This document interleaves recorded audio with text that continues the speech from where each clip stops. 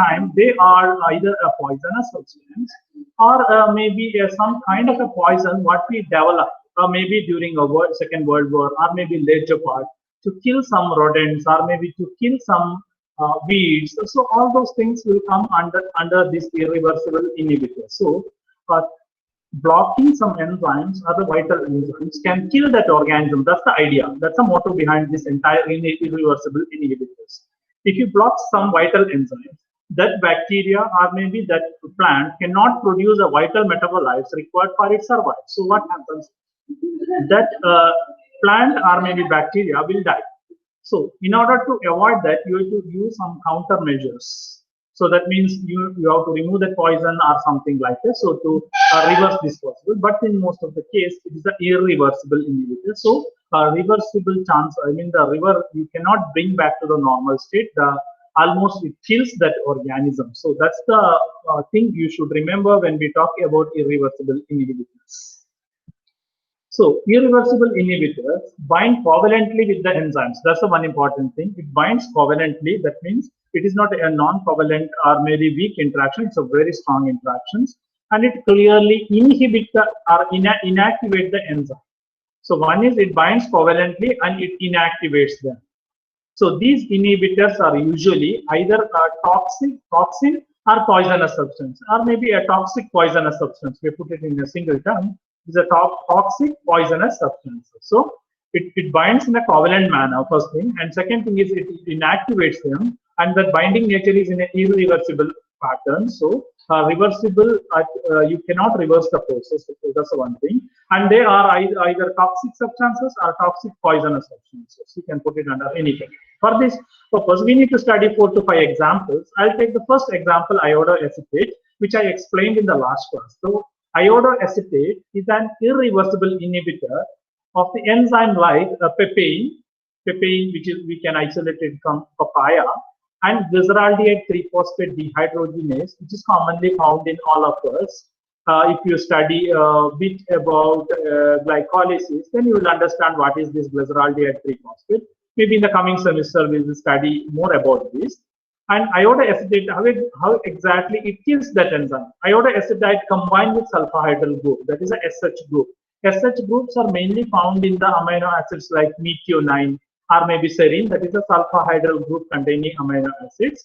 So at the active site of this enzyme and makes them inactive. That means iodoacetate combined with SH group at the active site of this enzyme and make them inactive, or else the iodoacetate combined with methionine or cysteine and kill those enzymes. So that is the first example. Iodoacetate is an irreversible inhibitor of either papain or glyceraldehyde or 3-phosphate dehydrogenase enzyme. So next example is very important and it's really interesting too, because this chemical or diisopropyl fluorophosphate is we commonly call it a DFP. It's a nerve gas developed by the Germans. So Germans were, if you remember the Second World War in the early of 1900s, so these Germans were very strong in research and development because they were too much into war and they were developing new chemicals, new gas to kill the enemy. So one type of that gas was DFP or diisopropyl fluorophosphate gas. It's a nerve gas. When we talk about nervous system is something should target either a neurotransmitter or maybe the nerve conducting mechanism. So this DFP target nerve conducting mechanism by irreversibly inhibiting enzymes like acetylcholine esterase or serine proteases. So acetylcholine esterase is a vital enzyme required to continuously supply signals to your brain or maybe other vital part of the body. So if you chop this enzyme, if you kill this enzyme, what happens? A continuous flow of information won't be there. That means if you use this gas or if you pump this gas into the enemy soldiers cannot breathe properly. I mean, they breathe it, but it will enter their nervous system. So they will be somewhat paralyzed. That's what the Germans need. So when the German attacked, particularly either maybe Irish, Scottish people, or maybe maybe they attacked the Red Army at the bottom, that is on the Soviet part. So they used this drug to target them. So that mainly they used to target as they were. I mean, that time they developed a nerve gas. Later they studied a mechanism to that this diisopropyl fluorophosphate will kill this molecule or enzyme called as acetylcholine esterase, which is essential for nerve impulse transmission. So the first example what we studied is iodoacetate, which kills by binding sulfur hydryl group. A second one which binds enzyme at serine residue, that is acetylcholine esterase or serine proteins. Now, what is the beauty of this serine? Serine is a one OH group containing amino acid. I hope so. I hope you studied this in the first semester. You remember, serine is a OH group containing amino acid. So next is the third example, that is organophosphorus insecticides. Now, commonly, what vegetables we eat all are rich with these insecticides. That's why the vegetables in the present, that when what we call the inorganic cultivations are the booming of vegetable cultivation, are the food grain production in the across the globe. You see from South America to North America, from Eurasia to Southeast Asia, or maybe Ethiopia to Australia, anywhere you see this usage of chemicals are too much. So these chemicals are accumulated in our food, but at the same time, these chemicals are necessary to kill these what you call animals which invade, or maybe the insects which invade and kill, eat our crops. So recently, you might have seen in the TVs or maybe in the news, you might have read it in the newspaper that there was a locust attack in the northern part of India. That's particularly southern part of Sindh region, that is Punjab, and northern part of that is Rajasthan. So they used to attack entire crop and they used to eat everything. So there won't be any proper food productions, and which will chop the vital supply of food chain in the system, right? So in order to avoid that, they will be using large quantity of these organophosphorus insecticides. So this insecticide, one example what I'm taking today is the malathion. Malathion is a toxic to animals, including man, as they block the activity of enzyme called acetylcholine esterase. So if an insect or a human being, if they consume this organophosphorus insecticide like a malathion, can kill the human being or maybe insect by blocking its nerve signals. So nerve signals are essential for any organism, right, which has got a proper nerve system. So resulting in paralysis of a vital body function. So that may lead to paralysis. Then you might be thinking, if a farmer is using a malathion to kill the insect, and will it, if we consume these vegetables, will it affect us? So the terminal effect of this malathion may be less in human beings. We compare the bodies as of human beings, that is the body mass of human beings with the insect. Insect is a very smaller thing. So the amount required for their death is less than compared to us, one thing. And second thing is how much you spray and how much the vegetables absorb, there will be a variation. So due to this variation, these chemicals won't affect us in a very small time or a short run. Short run, there won't be any problem in a human being. But in a long run, as a human from a very young age to the adult, or maybe towards the terminal age, like what you call 60s or 70s, or maybe up to 90s, there may be, you can see, accumulated effects. That will be there. That's because most of the chemical in a natural or in the ecosystem leads to a biomagnification. So that means from one age to another age, or maybe one plant to another plant, or maybe from one animal to another animal, this magnification mechanism will happen. So this magnification mechanism of particular chemicals in the system will really kill the normal ecosystem or the normal way of maintaining the ecosystem in our globe. So that's very essential. That's why if you see that today the organic way of cultivation is a lot more importance are given to that, because inorganic way of cultivation it was so good for to produce large quantity of crops or large quantity of to maintain the supply chain, but it was not really good for a human health, as it affects us mainly, maybe causing us a disease like chronic diseases. That's a big problem. So that is not what you call the sudden effects you cannot see, but the chronic, the large, or maybe in the year of 10 or 20 year continuous consumption may lead to cancer or some other problems too. So that's why the inorganic phosphorus are, the insecticides are dangerous for human beings too.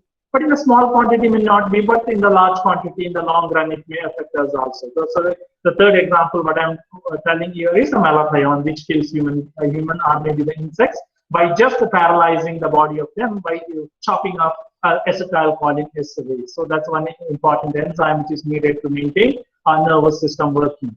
So next, another example what I'm taking is a disulfiram, or else the trade name of this drug is Antabuse. So Antabuse is a drug commonly used to treat chronic alcoholism, or else a person if they are got addicted to alcohol and they cannot survive, they feel that they cannot survive without alcohol. For those patients are treated with this disulfiram, so famous drug, so used to treat them. So what it does is this kill or else inhibit the enzyme aldehyde dehydrogenase. The beauty of alcohol, that is the ethanol I'm talking. No, I'm not talking about methanol. If we consume ethanol, what happens is ethanol will be converted into acetaldehyde, and acetaldehyde will be degraded, and it will be detoxified from the body. So if you kill this aldehyde dehydrogenase, that is acetaldehyde dehydrogenase, what happens? Acetaldehyde will build up in the body. So alcohol addicts, when treated with disulfiram, become sick due to the accumulation of acetaldehyde. What kind of sickness is observed in this case? That means the nausea and vomiting. When they feel vomiting, when they drink alcohol, they feel vomiting.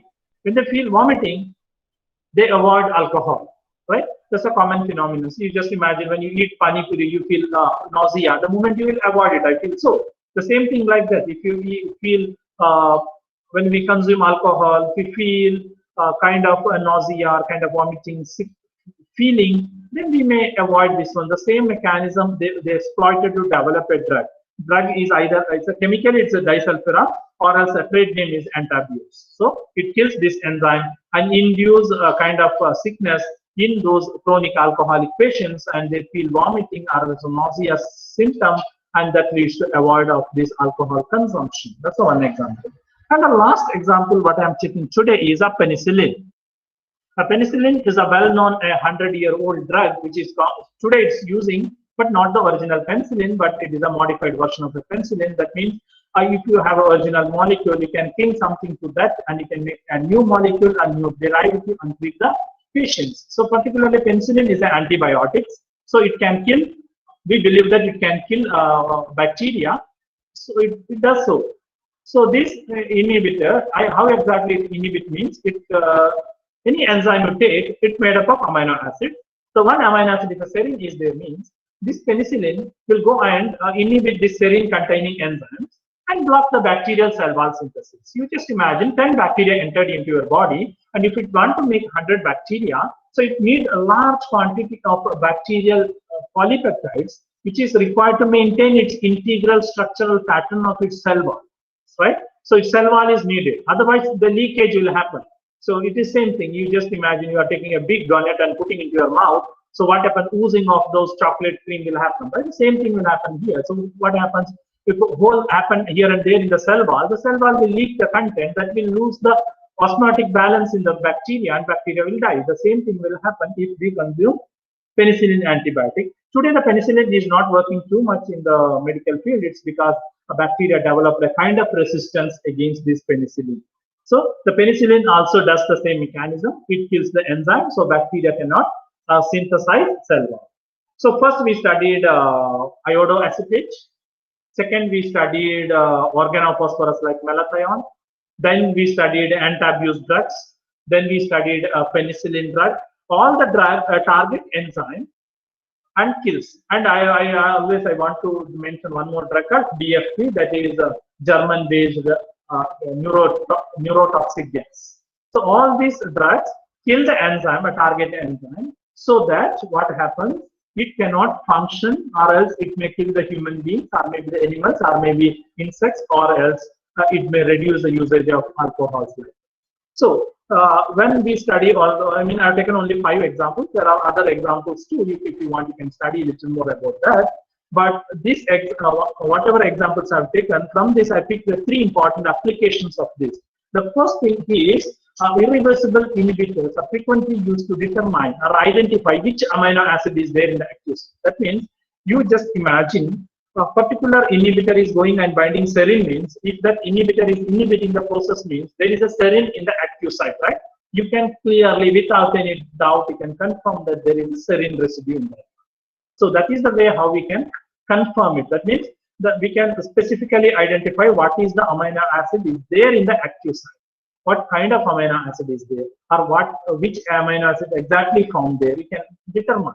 This is, if you ask me that is it the way to identify amino acid in the active site, I surely say this is not the way, but there are other mechanism, or else what we can say, there are machines too. If you put this enzyme into our LCMS or LCMS-MS or else mass spectroscopy, you can clearly determine, or maybe NMR, nuclear magnetic resonance spectroscopy, it clearly says which amino acid is there. So no need of doing too much of work like irreversible inhibitor. But I'm telling you, this is the one way you can do it. This is the one possible way where by using a simple way, because it is not, it's a cost-effective method. If you are imagining about a mass spectroscopy, which is very costly, may cost around 100 million, maybe 10 million or 20 million Indian rupees. So that is costly for us. So in order to avoid that, we can use these simple techniques to identify the risks. So second thing is, it can be used to understand the mechanism of enzyme action, how exactly enzyme work in a system. So you can chop this particular process and you can identify the mechanism. So mechanism detection is also, determination also important. So if you are using a targeting enzyme called reverse transcriptase, you just imagine you are developing a drug which target reverse transcriptase, which kills HIV. So if you want to study that, you need to study the mechanism, right? Then only people will agree that your drug is working. Simply you have a drug, you cannot go to FDI or CDC and claim that I have a drug, this is working like that. No. That's the same thing is happening in Ayurvedic drug. If you watch some of Kannada channels, so lots of pressures are put in. Dr. Giridhar Kache, he has developed a COVID drug, right? So, but the government of India is not given NOD for the drug to sell in India. Why?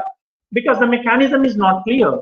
The action is not clear. So you need to scientifically prove that drug. That's why many Indian drugs are not reaching, cannot find an active market in European or maybe in the American markets, or maybe active place in the European or American market. It's mainly because our drugs are failed to prove, or else to fail to achieve the target within a prescribed time to say that this will work in this pattern. But antibiotics are not like that. When they release, they will tell you this is the mechanism, and this is the mechanism, and this is the final target, and this is the number of patients recovered after using this drug. And that's why the antibiotics has got a vital role in treating or combating against a particular infections. So another application is treat bacterial infection. That's why penicillin I told. It can be used to treat bacterial infection. It can be used to study mechanism. It can be used to identify a particular amino acid in the active site, or maybe a particular active site. So 3 applications and 5 examples you can study. This is the minimum I'm telling. There are maximum number of applications if you want to put it. Or there is a book called Enzymology. There are other books too. There are many biochemistry, microbiology, biotechnology books which also deal with enzymatic reactions and the applications. Where also you can find. Even in internet, if you just ask a Google Assistant, give me the applications of irreversible inhibitors, or maybe the examples for inhibitors. Soon you will get a number of examples and number of applications in the internet. So you can access it, and you can put a lot more application for it. But before quoting any application, check that whether it is irreversible or reversible. That's very important. Don't simply claim that this is irreversible inhibitor. So you need to find out exactly what mechanism it does, or what mechanism it do in our body if we consume it. So that's very important for us. So this is the important thing you should remember. That is a 5 example. One is a definition of irreversible inhibitor, 5 examples, and maybe a minimum 3 applications. So from here, irreversible inhibitor will go a little more further. That is allosteric enzymes. So allo means, in Greek term, I feel it's in a Greek. Allo means another. So allosteric enzyme means this is a kind of enzyme, but they are not the normal enzymes. I could say like that. There is a normal enzyme in our system. These are also their allosteric enzymes. They do not function in the way that normal enzymes do. In the normal enzyme, what is the mechanism of action? I'll give you this. First question. So there will be a substrate, there will be enzyme, right? So enzyme has got an active site. Active site is the place where substrate binds. So in a normal reaction or in the normal enzymes, substrate binds, enzyme substrate complex forms, and products are released, enzymes are recycled. That is a reaction. But why these allosteric enzymes are so important? And I hope in the PUC, maybe in your lower classes you must have heard about lactoferron. There was a person called Jacob and Maynard.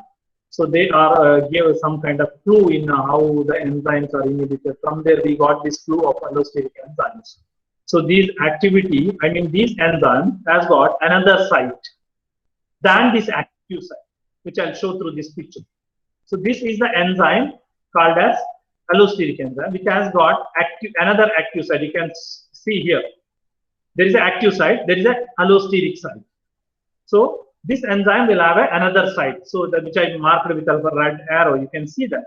So that is enzyme whose activity is modified by the non-covalent binding of an allosteric effectors at a site other than the active site. Or else, the simple term you can put it, these are the kind of enzyme which has got other than the active site called as allosteric site. If an enzyme has got an allosteric site, we can call this enzyme as allosteric enzymes. This binding mediates the conformational changes, altering its catalytic and or binding properties.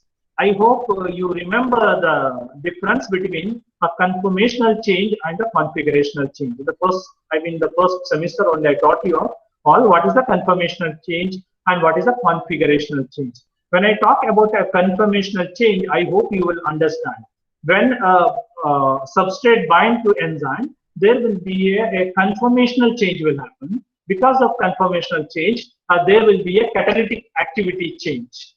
So this allosteric effectors or allosteric molecules can positively modify or negatively. That means it increases the rate of reaction or it may decreases the rate of reaction. Both the possibilities are. So we understand allosteric enzyme as I quote like this. That means allosteric enzyme has got another site called allosteric site, where allosteric effectors can bind, so it can modify its activity by a conformational change. Either it can decrease the enzyme activity or else it can increase the enzyme activity. That means this is a kind of a mechanism we call in enzymology a cooperative mechanism. Cooperative mechanism means a binding of one molecule influences the activity of another molecule. It may be in a positive way or negative way. That means a positive cooperativity or negative cooperativity. That means a binding of one molecule in one side may influence binding of another molecule at another side. So that means heterogeneous nature or homogeneous. That means a binding of the same molecule. So binding of A influences activity of A. Binding of A influences activity of B. That means heterogeneous molecule or homogeneous molecule, same molecule. So different concepts are there.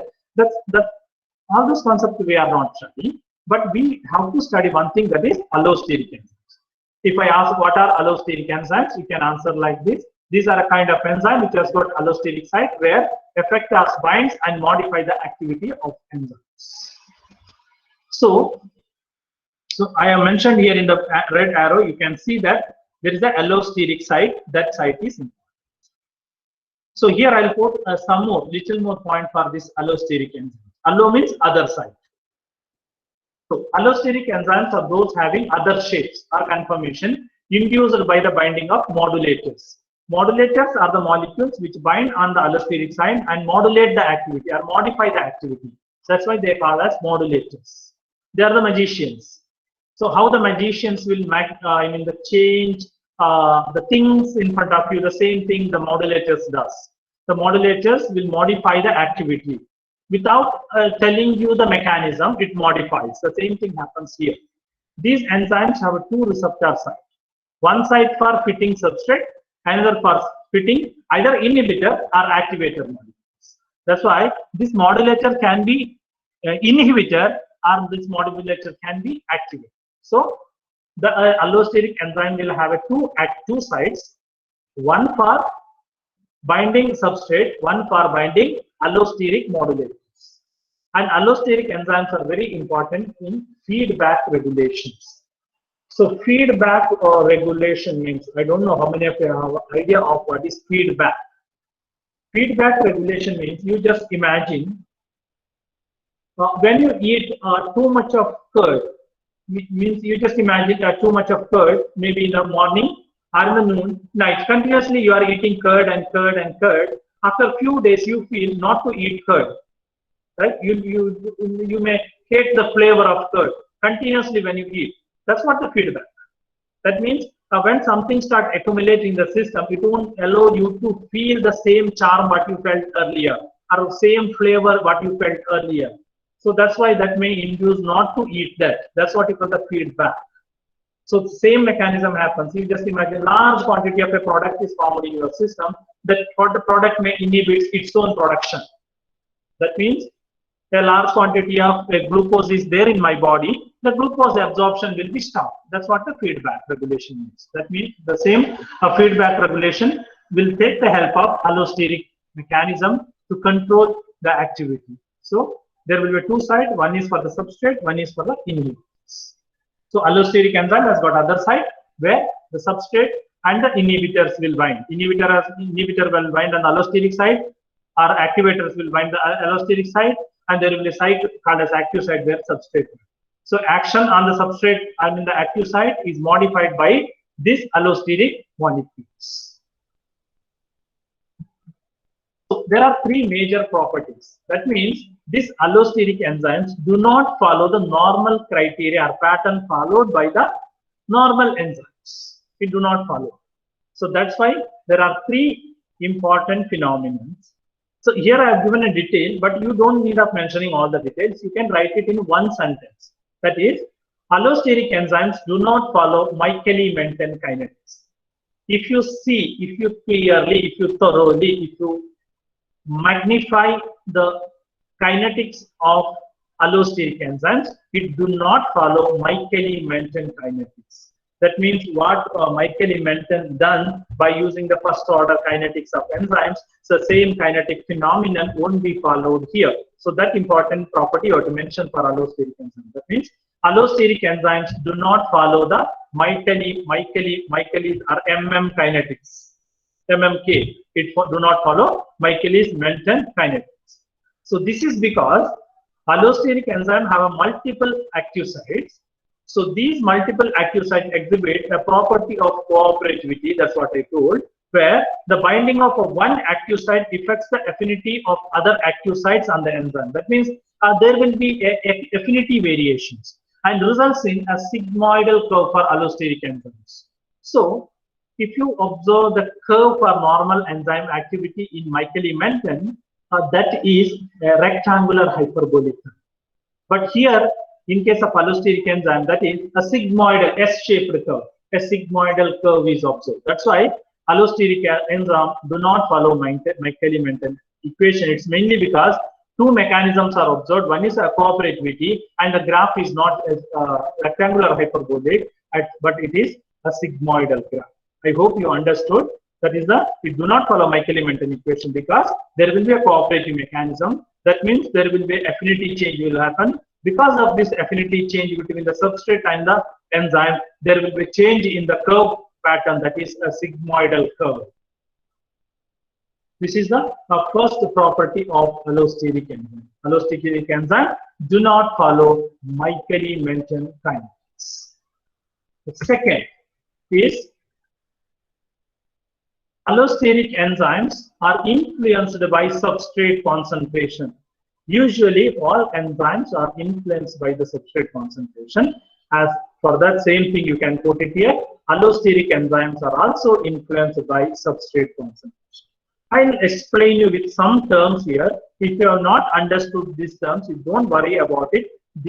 Small detailed studies are there on these terms, then you will understand. For example, at high concentration of substrate, more enzymes are bound in the R state. That means enzymes are found in a relaxed state. R state is a relaxed state.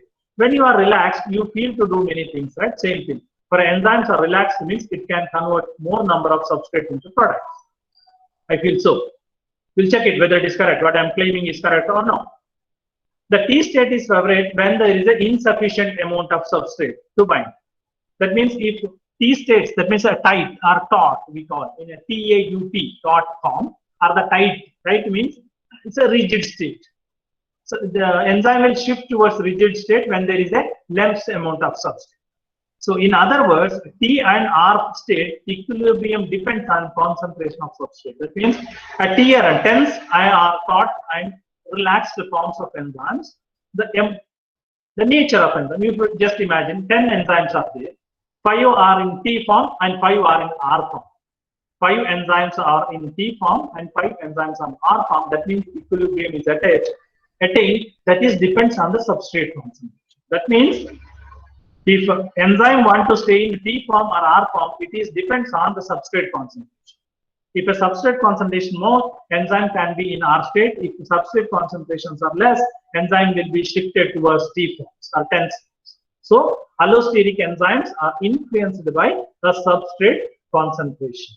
Example is this simple examples you can quote it. This is a simple example. Naturally or normally we quote it when we claim allosteric enzymes are influenced by a substrate concentration. So you have to fix your mind like that. There will be 2 states for enzymes. One state is R state, another is a T state. If enzyme want to stay in R state, it needs to bind more substrate. If T state is observed, means less amount of substrate will be. Third property, that is allosteric enzymes not only regulated by a substrate concentration but also by other molecules. That means you just imagine oxygen binding to hemoglobin. There is an example, oxygen will bind hemoglobin. So hemoglobin will transport oxygen into the vital organs, right? That's why we are all surviving. In COVID infection, the transportation will be reduced because lungs will be affected, right? That's what you commonly read in newspapers. So, but this oxygen transport with the help of hemoglobin or hemoglobin binding to oxygen is under the influence of molecules like carbon dioxide, pH, and 2,3-bisphosphoglycerate. That means allosteric enzymes activity also can be regulated by other molecules. For example, like 2,3-bisphosphoglycerate, pH, carbon dioxide. That means the lowering of pH from physiological pH, normal physiological pH is 7.4. If you lower that one to 7.2, that means in the muscle and tissues, it favors the release of oxygen. In 7.4 pH, hemoglobin will hold the oxygen, and at 7.2, it releases oxygen. So hemoglobin is more likely to release oxygen in carbon dioxide rich areas in the body. That means allosteric enzymes are also regulated by other molecules. For example, 2,3-bisphosphoglycerate, pH, and carbon dioxide modulates in the affinity of hemoglobin to oxygens.